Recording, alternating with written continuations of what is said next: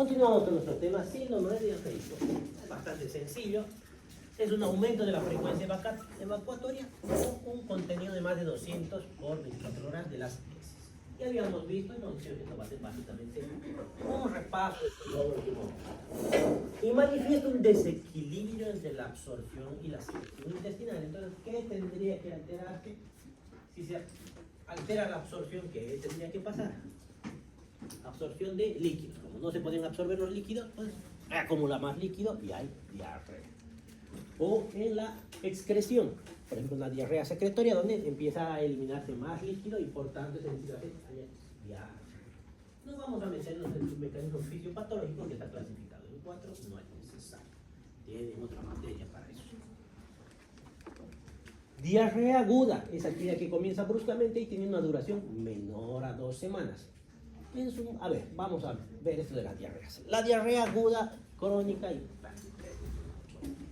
¿cuál es la más frecuente de las tres? De la aguda. Y de la diarrea aguda, ¿cuál es la causa más frecuente? Intoxicación. Y cuando es infecciosa, ¿cuál es la más frecuente? Viral. Eso que les queden claro. ¿A la viral se le da antibióticos? No. ¿Por qué no se le da antibióticos? ¿Ah? Ya. ¿Y eso nos puede provocar qué problema? Nos puede provocar la aparición del Clostridium difficile, ¿no? Entonces, la colitis pseudomembranosa que puede terminar en complicaciones más graves. Ese es otro. Y además les puede provocar, como dice su compañera, que elimine los saprófitos de otras partes del cuerpo, provocando otro tipo de infección. ¿Y qué les hace sospechar que la diarrea sea bacteriana? Ya digamos, tiene una diarrea aguda, hace 3 días está con diarrea. Ahora, ¿qué hago? Si es bacteriana, ¿qué tengo que hacer? De tratamiento le doy una diarrea bacteriana. Líquido le voy a dar a todas. Pero y para curar la diarrea bacteriana, ¿qué le voy a dar? A la viral, ¿qué le voy a dar? Nada, el tratamiento sintomático, que son sus líquidos. Y entonces, ¿cómo voy a decidir a quién le doy y a quién no doy? ¿Cómo decir? Esto debe ser bacteriano, esto debe ser viral. Le hago un copropultivo, me dijeron en el anterior grupo, está bien, pero tarda 3 días. Lo que ustedes dicen es más lógico, ¿no? Que le pedimos un moco fecal, eso tarda por media hora. En el moco fecal, ¿qué vamos a ver? ¿No? Leucocitos. Los leucocitos, ¿qué me van a decir?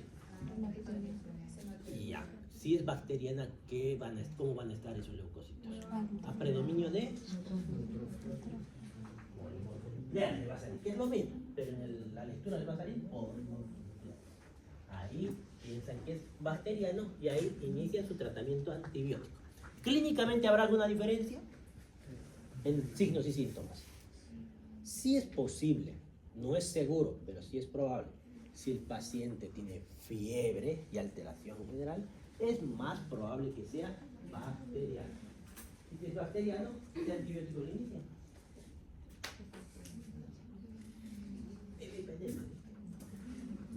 No debe tener. Piperacina, tosobactam. ¿Qué les hace? Quinolona, pero una ciprofloxacina, con esos van bien. La primera dosis, si es bacteriano y está internado, está deshidratado, con náuseas y vómitos, incluso le van a dar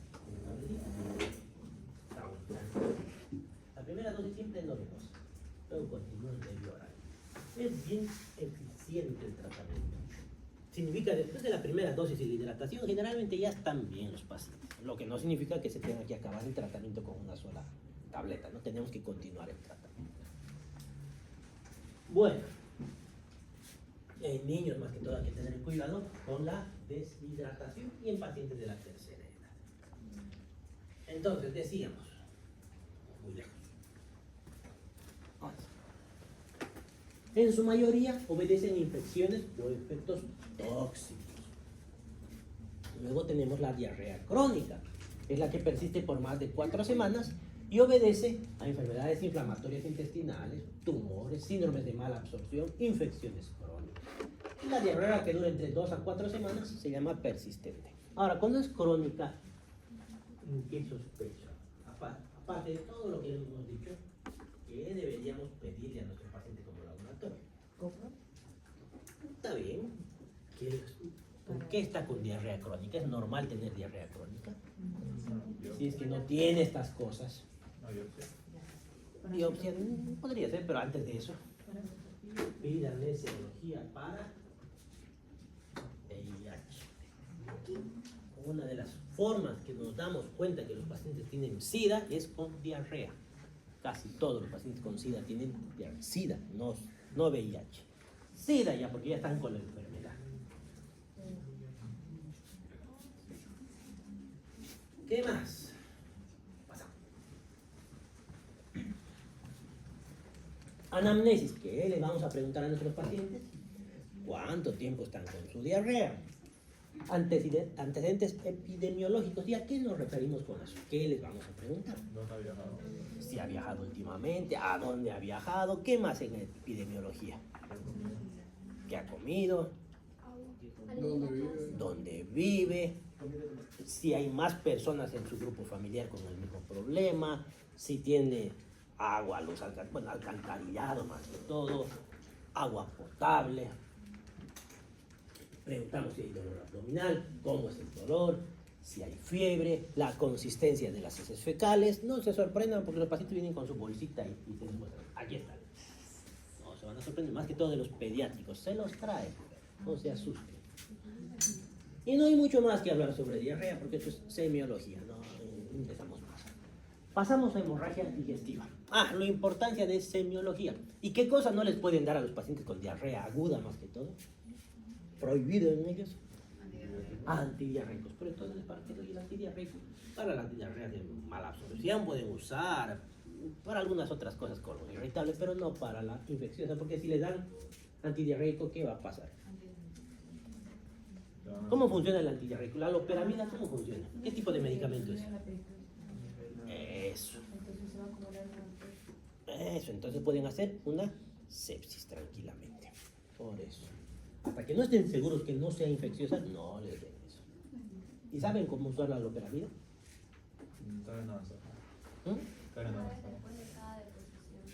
Se dan 2 tabletas juntas y luego una después de cada disposición. Perfecto.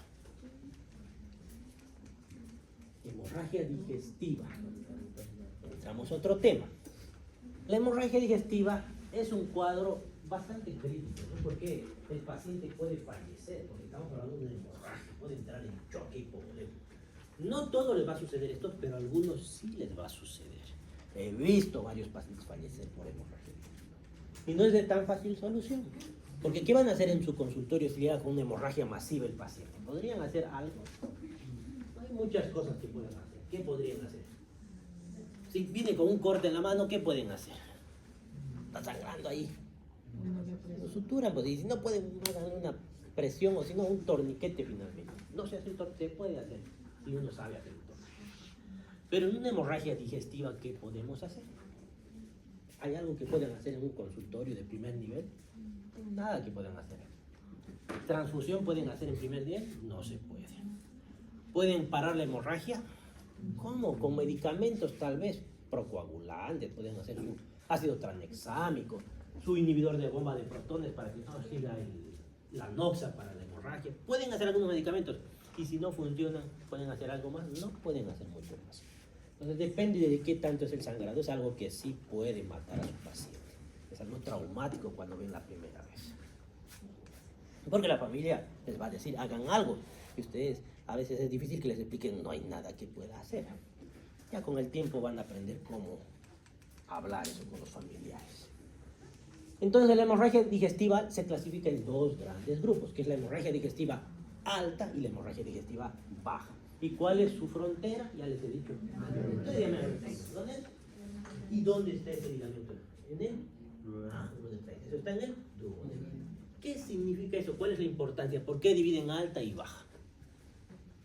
Porque hasta ahí llega el ácido clorhídrico, que nos va a dar las características para diferenciar alta y baja. Se originan lesiones situadas sobre el ángulo de Treito, o sea, en el esófago, estómago y duodeno. ¿Qué clínica va a tener? Hematemesis. La hematemesis son vómitos con sangre. Esa sangre puede ser roja o puede ser oscura dependiendo en qué parte exactamente. En este caso puede ser una hemorragia con sangre clara. ¿Por qué? Porque recién ha sangrado, por ejemplo, en el esófago y el paciente está vomitando. Puede ser oscura si ha permanecido un tiempo prudente en el estómago, igual puede ser. Pero donde sí hacemos la diferencia bastante nítida es en las deposiciones. Si las deposiciones son oscuras, negras, alquitranadas, se llaman deposiciones melénicas. No es suficiente que sean negras, tienen que tener todas estas características.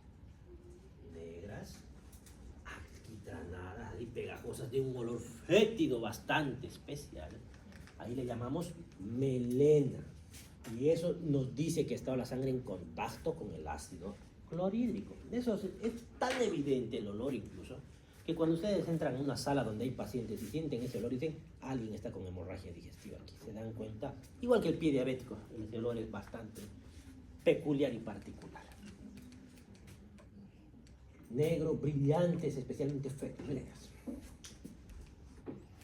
La hemorragia digestiva baja tiene eliminación por vía rectal de sangre, rojo brillante o roja oscura. Oscura, no negra, no alquitranada. Entonces, mucho más clara. ¿De qué va a depender el color? ¿Dónde ha sangrado? ¿Qué tan alto ha sangrado? Por ejemplo, puede ser una proctorragia, rectorragia, o puede ser una hemorragia que viene de colon. Ahí va a haber diferencia. Mientras más alto sea, un poquito más oscura será la sangre. Alta o baja depende del tránsito intestinal. Melenas. Se requiere al menos 60 ml de sangre y permanencia en el tubo digestivo por más de 8 horas para que se formen las melenas. Si la hemorragia es muy abundante, puede que no haya melenas, a pesar de que es una hemorragia digestiva alta. Eso que les quede en mente. Condiciones que simulan una hemorragia digestiva. Cuando van a pensar, a pesar de que no haya. Medicamentos que contienen hierro. Les van a traer deposiciones negras, pero solamente van a ser negras. No van a tener alquitranadas, no van a ser brillantes, no van a tener ese característico olor fétido. Solamente van a ser negras, nada más. Y eso le tienen que avisar al paciente, si no se asusta y va directo al médico. Pensar que se está desangrando. Ingesta de beterragas les da el aspecto de rectorragia. Epistaxis. También la epistaxis puede parecer una hemorragia. ¿Por qué? Porque la paciente puede estar sangrando tanto por vía posterior que esa sangre cae al estómago, igual va a terminar digiriéndose. Hemoptisis. ¿Por qué podría confundir una hemoptisis? ¿Qué era una hemoptisis? ¿Y eso de dónde venía la sangre? Eso. La forma más fácil de darse cuenta es que sea espumosa. Aquí dice precedida de tos. Pero hay pacientes que están tosiendo y están vomitando casi al unísono, y a veces entra la duda. Entonces puede quedar como diagnóstico diferencial. Causas de hemorragia digestiva alta. Y aquí tenemos la rotura de varices esofágicas. Es más, tiene una importancia relevante. Tanto así que la hemorragia digestiva alta, no sé si está en su texto, creo que no está así en su texto, pero se divide en dos grandes grupos, que es la hemorragia varicial y la no varicial. No sé si está en su texto, no está, eso, pero que les quede en mente porque les va a servir en algún momento. ¿Y cuáles son la mayoría de las causas? Eso sí está en su texto. ¿Cuál es la causa más frecuente de hemorragia digestiva alta? No son las varices, las úlceras. Las úlceras de esa es lo más común, los aires. Las úlceras, tanto así que casi el 90% son por úlceras gástricas. Entonces son pocas las varices. ¿Y por qué tienen importancia? Porque la causa y el tratamiento son totalmente diferentes. Cuando yo hablo de rotura de varices, cuando hablo de varices esofágicas, ¿en qué estoy sospechando? Es lo más probable que sea cirrosis. No estoy pensando en cirrosis, por lo menos una hepatopatía con hipertensión portal, mínimamente. Entonces, el tratamiento va a ser diferente. Por ejemplo, una sonda nasogástrica de un paciente con varices no es tan buena idea porque puede provocar mayor sangrado. ¿Y cuál es el tratamiento de una hemorragia digestiva alta? ¿Qué le harían ustedes? Por lo que saben hasta ahora. Y ya, la endoscopía les va a decir cuál es la causa. Les va a ayudar bastante. Y aparte de decirles la causa, les puede ayudar al tratamiento. Si son varices, puedo ponerle unas ligas. Se ponen unas bandas a la base de la vena y ahí queda atrapada la vena, básicamente se seca y se cae y se resuelve el problema. Si son úlceras, harán esclerosis. ¿Cómo pueden esclerosar? Por ejemplo, les ponen inyecciones de adrenalina alrededor de la úlcera. ¿La adrenalina por qué? ¿Para qué les va a servir la adrenalina? Esa vasoconstricción va a limitar el sangrado. O algunos otros medicamentos pueden poner, la gotita de cianocrilato les ponen también en la úlcera para que se cauterice. Y hay varias formas de limitar ese sangrado. ¿Qué más les harían de tratamiento aparte del mecánico? Porque mecánico ustedes no van a hacer, ustedes no van a hacer la endoscopía. Tal vez de aquí a 6 años, cuando sean gastroenterólogo, algunos que otros de ustedes. ¿Qué otro tratamiento les pueden hacer? ¿Y el medicamento? ¿Qué es lo que más produce sangrado? Las úlceras. Y las úlceras lo que más produce sangrado, AINE si quieren. ¿Qué le puedo dar de tratamiento a una úlcera? Omeprazol, un inhibidor de la bomba de protones. A dosis alta, 80 miligramos se puede poner. ¿Qué más le pueden poner? Algún procoagulante, ácido tranexámico. Ya van a ver varias opciones en su tiempo. Le pueden hacer ese tratamiento mientras se programa la endoscopía. ¿Y cuál sería el peligro? ¿Qué le puede pasar a mi paciente para que muera? ¿Qué me está dando la alerta? Algo no está yendo bien. ¿Qué tienen que fijarse en el examen físico de su paciente? Si tiene anemia, Anemia, la palidez bucocutánea. ¿Qué más me tengo que fijar? Si está sangrando mucho, ¿cómo me voy a dar cuenta aparte de la palidez? Síncope, pero sí, puede llegar a fin. Antes de eso, ¿qué tengo que fijar en el examen físico? Taquicardia.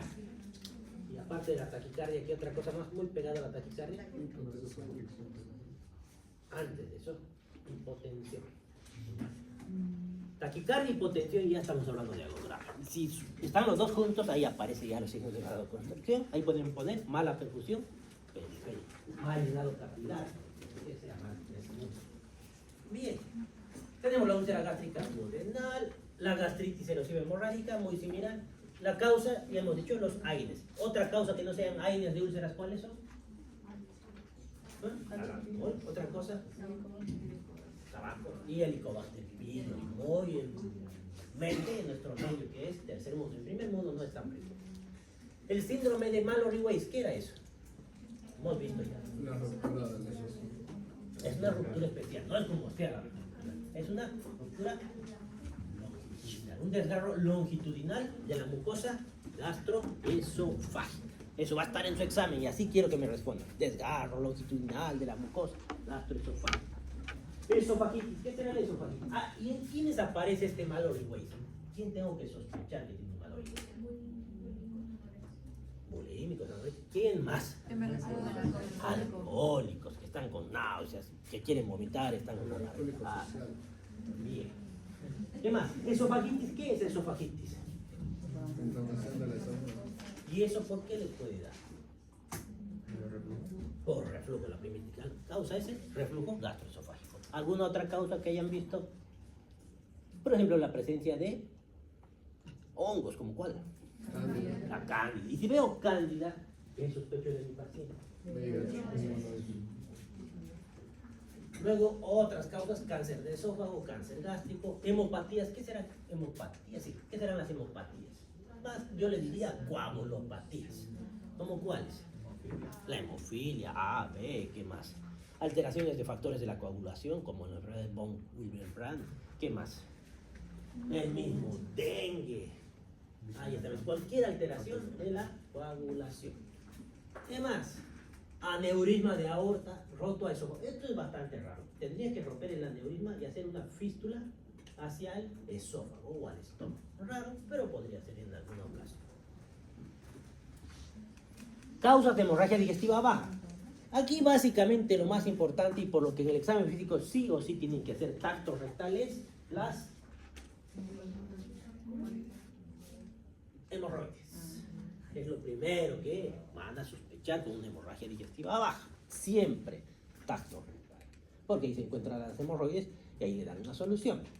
Una diverticulosis en colon, displasias vasculares en colon, cáncer de colon, colitis ulcerosa, colitis isquémica, trombosis de vasos mesentéricos y leitis regional. Todo eso puede provocar hemorragia. Y ahí falta ahí las fisuras anales. pero esos son más fáciles de diagnosticar. Enfoque diagnóstico de la hemorragia digestiva. La anamnesis es importante preguntar si tienen hematemesis o tienen deposiciones melénicas o hematoquesia. Si ha habido ingesta de alcohol, AINES, aspirina, corticoides también. Si hay antecedente de vómitos profusos para sospechar en qué patología. Me pregunté, ¿has estado vomitando demasiado estos días? ¿En qué sospecho? Acaban de decirme ustedes el diagnóstico. Nada. De hemorragia digestiva. Acaban de decirme ustedes. Si vomito mucho, ¿qué me puede pasar? Bien. Ahora. Con tirabuzón hay que sacarle el tomate. Al examen físico tienen que ver los signos de anemia, y que ya me acaban de decir, que es lo que hay que fijarse. Pero en el caso de las varices esofágicas, en el examen físico, ¿qué más tengo que buscar? ¿Qué me hace sospechar que hay varices esofágicas? Pero ¿y eso cómo lo voy a ver en el examen físico? Reflejo sobre la cabeza. El borde hepático podría ser, es difícil sentir, porque va a haber algunas otras cosas más, pero puede ser. ¿Qué más? Ictericia, ¿qué más?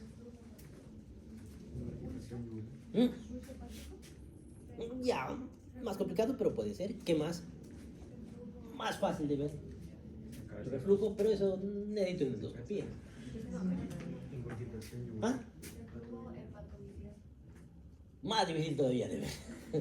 ¿Qué al examen físico qué voy a buscar? Hepatomegalia, por si acaso en las cirrosis hay hepatomegalia o hígado pequeñito. Es pequeñito. Ahora, evidentemente al iniciar la cirrosis sí puede haber una hepatomegalia por un tiempo corto y luego va a haber un hígado pequeño. ¿Qué más podemos ver? Más fácil de ver. Edema. Pero el edema, más que el miembro inferior, ¿dónde le veo? Así. Y al lado de la citis, ¿qué más puedo ver ahí? Eso, circulación colateral, buscan también telangiectasia, y todo eso les hace sospechar que puede haber una cirrosis con hipertensión portal y varices esofágicas. ¿Qué más? Signos de daño hepático, ya hemos mencionado. Examen anorrectal y tacto rectal, ya sabemos, para saber si son hemorroides y para saber si la hemorragia es alta o baja, porque cuando tienen duda en el tacto rectal, ahí hay sangre, la hemorragia evidentemente es baja. Y acabamos con hemorragia. Pasamos a otro tema, peritonitis. ¿Qué es la peritonitis? ¿Por qué puede inflamarse ese peritoneo? Ya, hay dos causas principales. Las primarias y las secundarias. La peritonitis primaria o la peritonitis secundaria. Casi todo lo que me han dicho es peritonitis secundaria. La primaria es una, escuché por ahí. No. Primaria es que esté en el mismo intestino, es una infección, que no es normal que se infecte de por sí el peritoneo. Inflamación de la serosa, eso ya me han dicho, ya. La primaria se ve en los cirróticos, es una translocación bacteriana y es una sola bacteria. ¿Por qué hay una translocación bacteriana? Porque tienen hipertensión portal, es hipertensión portal, y además que tienen otra cosa más que pacientes, salud. Tienen inmunosupresión. ¿Por qué tienen inmunosupresión los cirróticos? Eso, porque no pueden producir tanta inmunoglobulina. Por tanto, esta inmunoglobulina, si sumamos eso a la hipertensión portal, es más probable que alguna bacteria. ¿Qué significa translocación? Que pasan de un ambiente a otro, que no deberían estar. Entonces eso se llama cirrosis primaria. Eso ya hemos mencionado todo eso. Y el tratamiento, si es una infección, pues será un antibiótico. Con eso se resuelve el problema. Luego tengo la peritonitis secundaria. Secundaria, algún problema dentro del peritoneo. Más que todo, una perforación de una víscera hueca. Tiene una flora bacteriana mixta y el tratamiento aquí ya no es solamente antibiótico. Aquí el tratamiento también tiene que ser quirúrgico y resolver el problema, si no el paciente va a fallecer. No todos fallecen, algunos hacen alguna otra cosa como el plastrón y hacen su absceso, pero tienen muy alta probabilidad de complicarse. Por tanto, tenemos que darle una solución quirúrgica para mejorar sus oportunidades del paciente. Causas, bueno, les digo la verdad, estas diapositivas no las he hecho yo. Ya no tenía mis 70 años en esta época, así que por eso se han fijado, son totalmente diferentes las diapositivas. Ha sido piratería pura y dura. Internet, diapositivas, bajar, mejorar, cambiar algunas cosas. Por eso aquí del que ha hecho esto, lo curioso es que cuando me fijé en las diapositivas eran casi iguales a las de su libro. Siguen más o menos los mismos títulos, así que no le cambié mucho. Pero esto sí noté de diferente. Esto han debido ser para algún otro país porque están con cuadrantes como en Estados Unidos.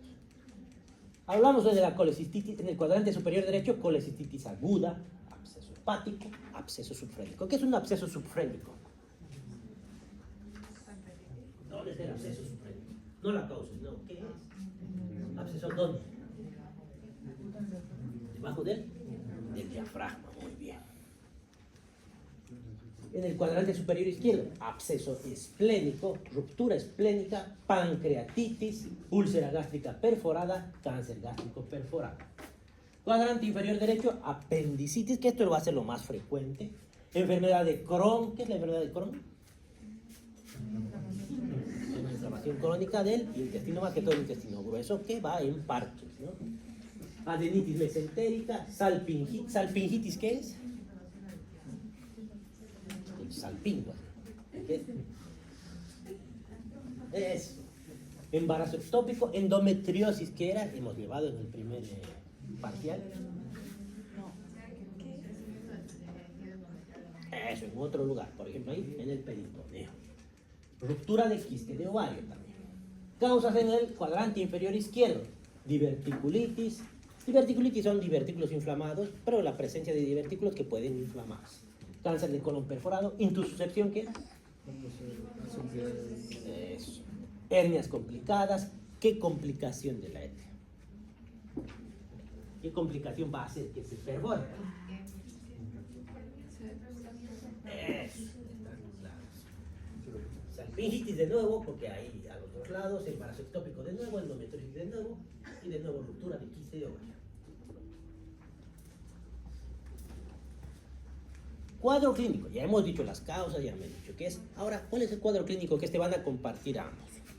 Es dolor abdominal inicialmente localizado de acuerdo a la patología. Por ejemplo, si el problema fuera una apendicitis, ¿dónde va a doler primero? Ojo, no en el epigastrio. Porque aquí, ¿dónde está el apéndice? Pero ustedes tienen razón, pero la cronología de Morphy dice que primero duele el mesogasto. Ya, pero no están preguntando la cronología de la apendicitis. Ya una vez que la apendicitis se ha dado, ya está la apendicitis ahí, ya está provocando lesión, el dolor en fosa ilíaca derecha. Ojo, no es el cuadro clínico de la apendicitis, ya sabemos que es apendicitis. Entonces, primero duele ahí, luego que la peritonitis se vuelva generalizada, ¿dónde va a doler? En todo el resto del peritoneo. El dolor es intenso, difuso y se exacerba con los movimientos dilatos. Esto es importante. Cuando sospechen en peritonitis, lo van a encontrar al paciente quieto en su cama. No va a querer moverse si quiere el paciente. Por ejemplo, en el caso de una pancreatitis, no lo van a encontrar así. Lo van a encontrar al paciente moviéndose de un lado a otro sin encontrar una posición que le calme el dolor. Eso es para diferenciarlos. El paciente flexiona las piernas, hay fiebre, hay náuseas, hay vómitos. Hay rigidez o contracción involuntaria de la pared abdominal, más defensa abdominal. ¿Eso es por qué? Porque hay una contracción de toda la musculatura por la inflamación. Y hay dolor a la descompresión. ¿Qué es ese dolor a la descompresión? ¿Cómo se hace eso? ¿Cómo escribe el Blumer? ¿Cómo se hace eso? Dolor a la descompresión. ¿Y cómo van a escribir eso en historia clínica? A ver, vamos a ver. Desde cero. Hacemos examen físico de abdomen. ¿Cómo escriben en su historia clínica? Primero se inicia con abdomen plano, y aquí más seguro que esté plano, ¿no? Abdomen plano, coma, luego fluidos hidroaéreos. Bueno, aquí me imagino que estarán ausentes, porque es una peritonitis, se van a poner negativos o ausentes si quieren. Coma, perfusión si quieren, matidez si quieren, coma, doloroso, apalpación, seguramente profunda y superficial, coma, Bloomberg positivo, o más probable que Bloomberg, que encuentren ahí, Genaude, UCI positivo, o incluso si quieren poner otra cosa, pueden poner dolor a Signos de irritación peritoneal positivos. También pueden poner. ¿Ya? Así describen un abdomen compatible con una peritonitis. ¿Qué más? Pasamos a los síndromes vesiculares.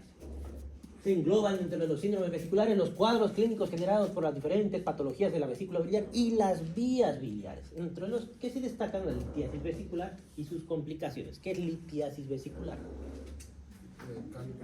Cálculos en la vesícula. De ahí empiezan casi todos los problemas. Pero para eso nos tenemos que acordar de la anatomía, que es lo que me encuentro con varios problemas en práctica.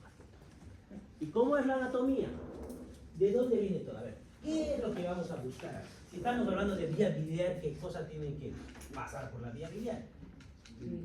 Bilis. Esa bilis viene del conducto hepático izquierdo y del derecho. Entonces viene del hígado, esa bilis se está formando, viene y el izquierdo y el derecho conforman ¿qué conducto? El hepático común. El hepático común, ¿con quién se une? Con el cístico. Esto acuérdense, más que todo para cirugía.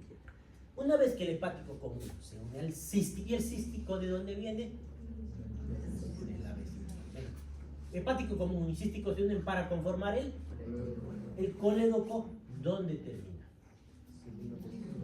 Una porción del duodeno que hay interno. ¿Así? ¿Junto con quién? Con el Wilson. Con el Wilson, ¿en qué lugar acaban? En las ampollas de Vater. ¿Por qué es importante toda esta anatomía? Porque todo esto nos va a traer las complicaciones y va a ser fácil saber qué está sucediendo. Si se obstruye algo aquí, ¿qué me va a provocar? Aumentar la presión en todo esto. Entonces voy a tener una colecistitis. Si algo está aquí, hay una piedra, puede provocar igual colecistitis. Si se obstruye algo aquí, y eso me va a provocar. Clínicamente, ¿qué me voy a encontrar si algo obstruye aquí? Dolor y cólico biliar voy a tener, ¿no es así? ¿Algo más de cólico biliar? No, o sea, vómitos, no es más. ¿Algo más le va a pasar a mi paciente? No le va a pasar mucho más. A no ser que esto y algo peritonitis.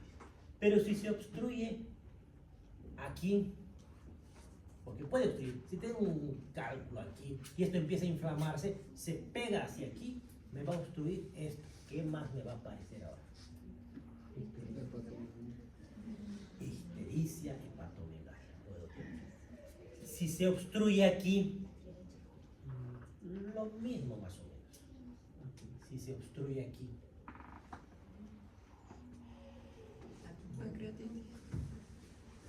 Todo lo mencionado anteriormente, ictericia, sumado a pancreatitis. Y si se obstruye el conducto pancreático, ¿qué me va a pasar?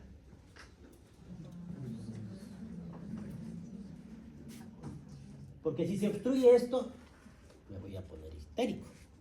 Pero si se obstruye esto con esto, aparte de ponerme histérico, ¿para qué sirve el hueso? Para liberar. Y si no se pueden liberar, ¿qué les va a pasar a esas enzimas? Se van a activar ¿dónde? En el mismo páncreas. ¿Y para qué sirven esas enzimas? ¿Qué se va a empezar a degradar? Páncreas. Y ahí voy a tener una pancreatitis. Entonces, la clave para entender eso es la anatomía. Si no me queda clara la anatomía, va a ser más difícil que memorice las cosas. Con esto es mucho más fácil.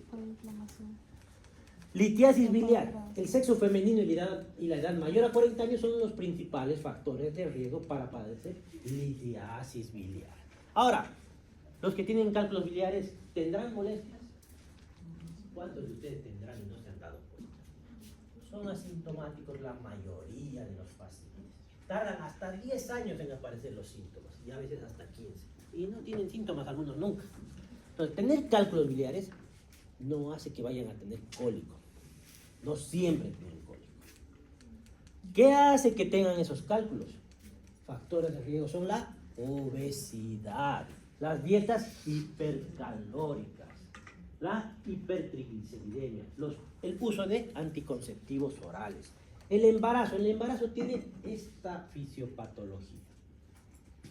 Los estrógenos aumentan la secreción de colesterol, entonces hay más colesterol disponible para que se formen cálculos de colesterol, que son los más frecuentes. Y además, la progesterona genera hipomotilidad vesicular. ¿Por qué hipomotilidad? Porque esa progesterona también tiene que relajar ese útero para que no haya actividad uterina. Y al hacer eso también hace que se relaje la vesícula de forma secundaria. Y al no tener motilidad la vesícula, ¿qué le va a pasar? ¿Para qué sirve la vesícula? ¿Y eso cómo la concentra? Llega la bilis y ¿qué le pasa para concentrarse? Se absorbe el líquido, se deshidrata. Y mientras menos se mueve, menos va a salir. Y se queda más tiempo ahí. Y mientras más se concentre, ¿qué le puede pasar? Si está mucho tiempo, puede hacer algo, formación de barro biliar. Eso puede pasar por falta de movimiento. Entonces no solamente es el embarazo, el ayuno prolongado y la nutrición parenteral pueden hacer más o menos lo mismo, sino como no voy a necesitar que mi vesícula haga su contracción, entonces ahí está en éxtasis. Y el barro biliar con el tiempo avanza a cálculos biliares. Eso. La nutrición parenteral, ¿qué es? ¿Qué significa nutrición parenteral? Y ya vamos a poner ejemplos para que les quede claro. La nutrición se divide en dos, en enteral y en parenteral. Enteral, ¿qué significa? Por el intestino. Entonces, si yo le pongo a mi paciente comidita en la boca en cucharitas, ¿qué es? ¿Nutrición parenteral o enteral? Si yo le pongo una sonda nasogástrica, ¿qué es? Si le hago un agujero en el abdomen y le pongo una sonda yeyunal directamente, sigue siendo enteral, está entrando al intestino. Si yo le pongo un catéter venoso central y le pongo alimento por ahí, ¿qué es? Ahí ya pasa a ser, está saltándose el intestino. Y por tanto, como se salta el intestino, no hay la peristalsis y eso afecta a todo lo que es la vía intestinal, incluida las vías biliares. Manifestaciones clínicas. Las formas de presentación de los cálculos biliares pueden dividirse en 5 tipos. A salud. Asintomáticos, la mayoría de las veces. Luego, cólico biliar. ¿Y qué es ser el cólico biliar? ¿Qué es cólico? ¿Es un dolor? ¿Qué? Bien y va. Bien y va. Cólico biliar es secundario al problema biliar de salud. Puede haber colecistitis aguda. ¿Qué será la colecistitis aguda? ¿Qué era colecistitis? Inflamación de la vesícula. Probablemente secundaria a un cólico biliar, pero ya está inflamada esa vesícula. Ya hay otras cosas. Esas paredes están más gruesas, están edematizadas, pueden aparecer abscesos. Está inflamada esa vesícula. ¿Y se opera una colecistitis aguda? No. ¿Por qué? Sí me duele, ¿por qué no lo opera? ¿Ah? Sí, el tejido inflamado siempre es más frágil, más friable. Si yo saco esa vesícula mientras está inflamada, ¿qué puede pasar mientras la saco? Se puede reventar. Y si se revienta, ¿qué voy a ocasionar? Entonces, lavado trae complicaciones. Entonces, es preferible primero desinflamar, poner antibióticos, y una vez que está bien esa vesícula, un poco mejor, recién la saco. No es una cirugía de emergencias, excepto en algunas condiciones especiales, como que el paciente sea diabético, porque ahí se va a perforar más rápido todavía. Entonces, ahí sí pasa a ser una emergencia, si es diabético. Y algunas otras excepciones como inmunosupresión. ¿Qué más? Colecistitis crónica, ¿qué será? Que mi vesícula se ha inflamado por mucho tiempo. Al inflamarse por mucho tiempo, ¿qué suelen hacer los órganos que están inflamados mucho tiempo? ¿Recuerdan el reflujo qué complicación traía con el tiempo? Eso. En la vesícula pasa algo parecido. Cambia su consistencia. Y al cambiar su consistencia se va a poner más duro. Se va a poner fibroso. Y va a aparecer otra complicación, que es la vesícula en porcelana. Que si está cambiando, ¿cuál es el peligro de esa vesícula en porcelana? sea cáncer. Sea una lesión precancerosa. Entonces la colecistitis crónica me puede provocar cáncer de vesícula. ¿Qué más? Coledocolitiasis. ¿Qué será coledocolitiasis? Cálculos en el coledo. Entonces, si están en el colédoco, ¿qué hemos dicho que van a aparecer aparte del dolor? Y la histericia. Muy bien. Se enojó tu cama. Y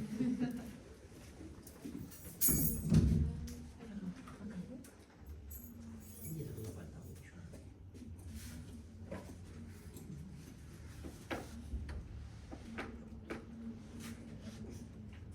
No funciona, vamos a hacer la test.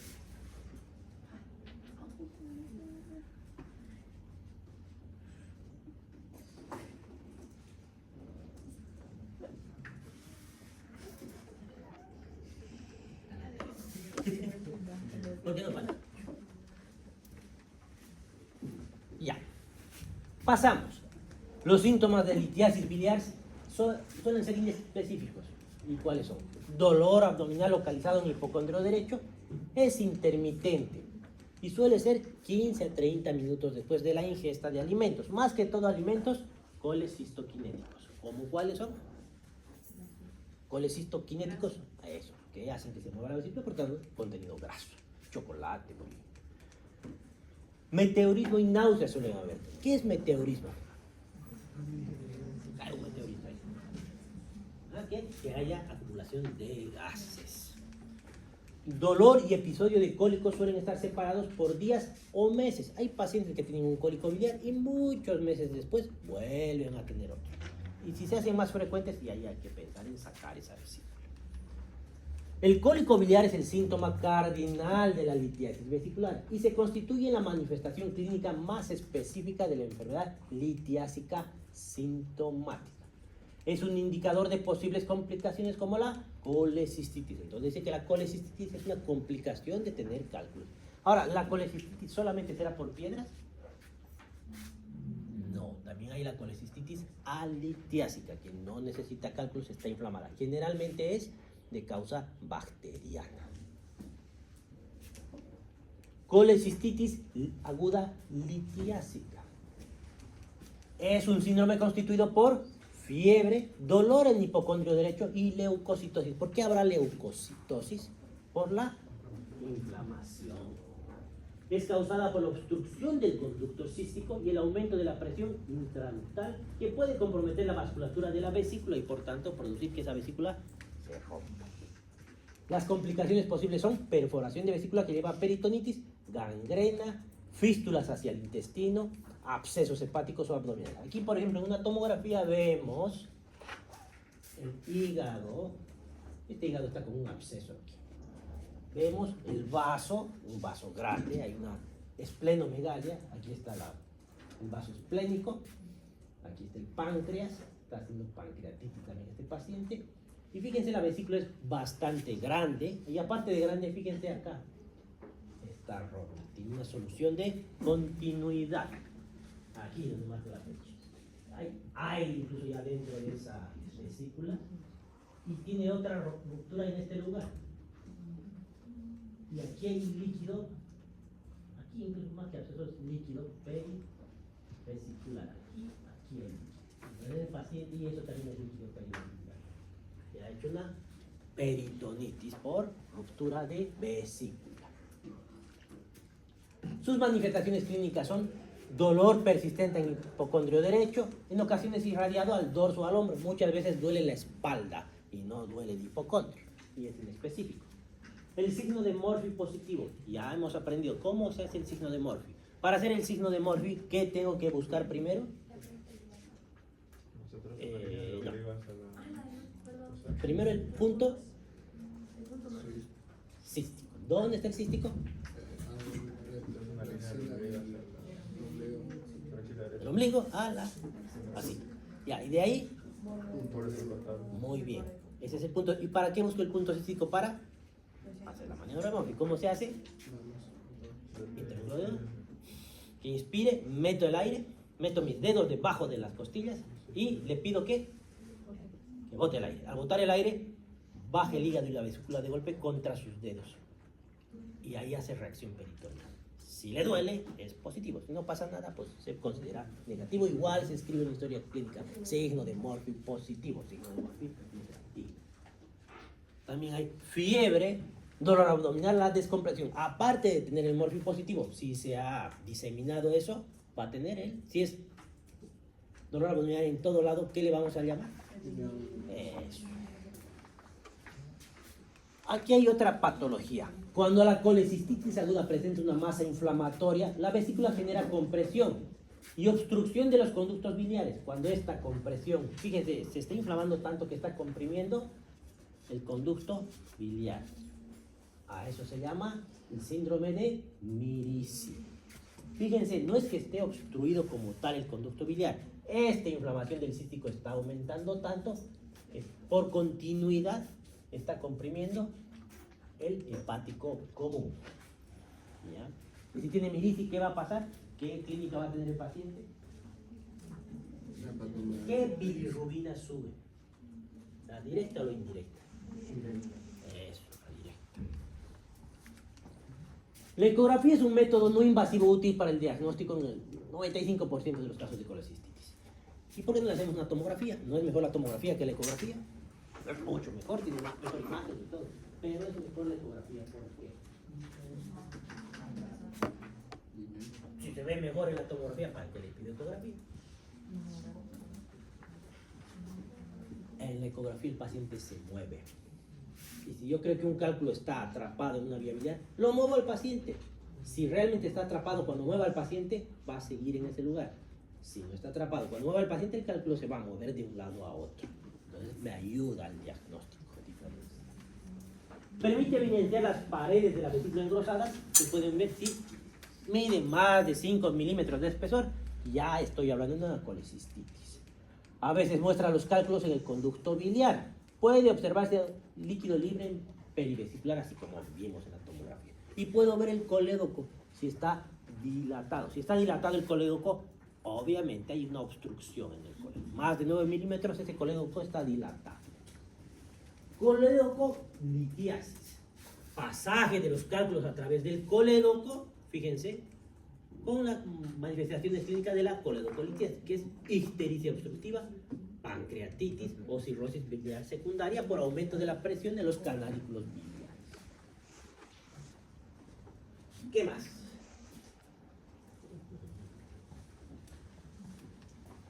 Hepatitis viral. Podríamos terminar, pero ya me da. Además de que no quiero acabar todo el tema hoy día, que nos quedan poquitos temas. ¿Se han dado cuenta de algo en su libro? Hay algunos temas que no estamos viendo, ¿como cuál? Asunción, que me parece muy obvio, así que no vamos a llevar. ¿Qué más? Es una tontera, no vamos a llevar. ¿Qué más?